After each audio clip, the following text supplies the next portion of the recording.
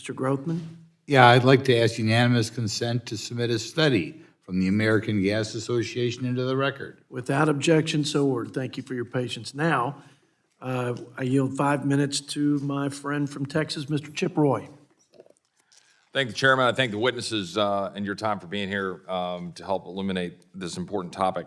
I think it's one of the most important topics that we could possibly discuss because it's a direct impact on the well-being of the people that we represent.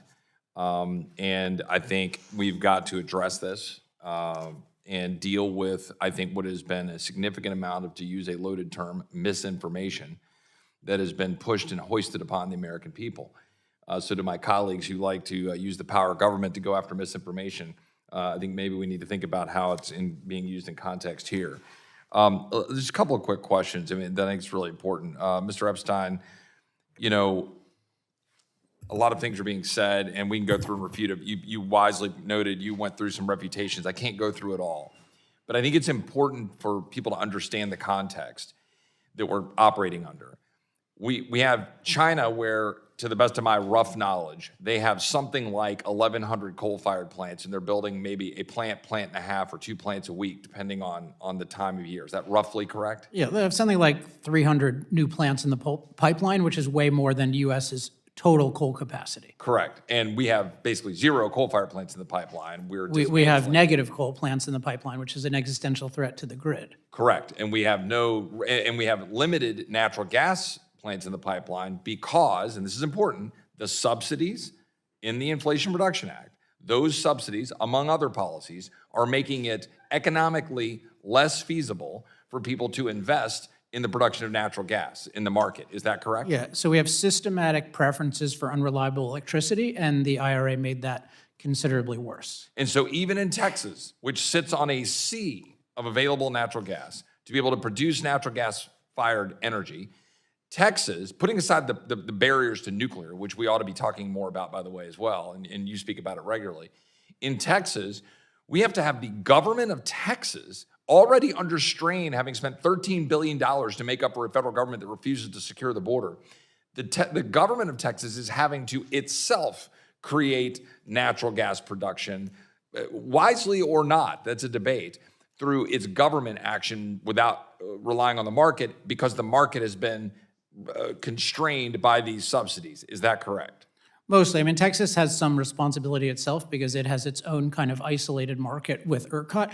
Yeah, but if you look at the effect, just to elaborate a little bit on what you said, like when you basically rob American taxpayers and require them to pay for solar and wind, what happens is people just always use solar and wind whenever it's available, and that depletes the funds available to natural gas plants. So then you need to do another artificial intervention. So the key is get rid of all the preferences for unreliable electricity, and then real electricity will win.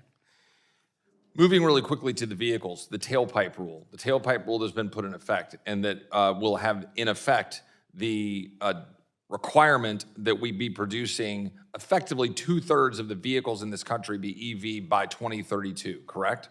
Roughly. Yes.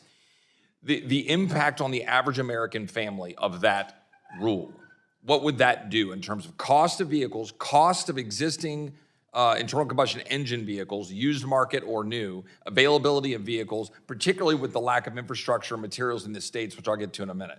What would be the impact of that? So just really quickly, I mean, it forces people to pay for more expensive vehicles. People don't realize how much they're paying with the subsidies, in part because the internal combustion engine vehicles end up subsidizing the EVs. Right. So there's that whole thing. I think the biggest cost that we haven't covered yet is the cost to the grid, because we're artificially restricting the supply of reliable electricity, as I mentioned, with shutting down coal plants. The new EPA rules would just destroy the grid. So we really need to prevent those, because they prevent new natural gas plants from being built to replace coal. But we're talking about a grid that's already in crisis thanks to government-dictated green energy. We're talking about forcing EVs, so you artificially restrict supply.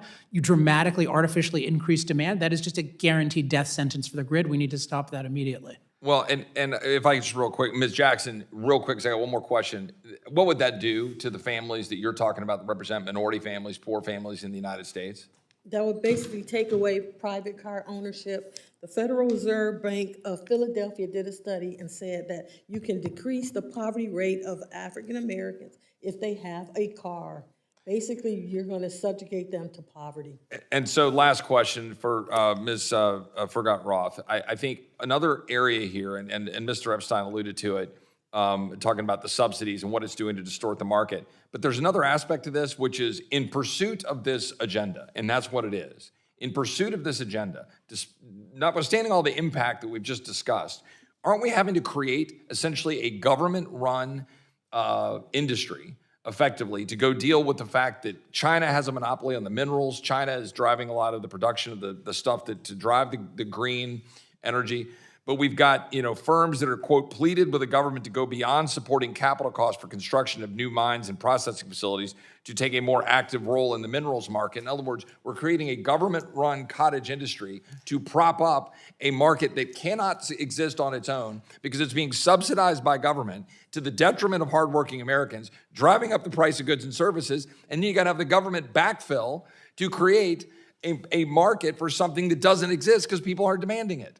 Exactly, yes. And also, if you look at the economics of providing power, if you're requiring wind and solar on the grid, then your baseload natural gas runs less often. So it's less economical to invest in that natural gas plant because it's just going to sit there as a backup to the solar and wind. And then you have the critical minerals that the government does not allow to be mined here in the United States, and we're turning over that to China too. In other words, wind and solar isn't cheaper. It's subsidized by the reliable energy, which makes it appear cheaper on paper.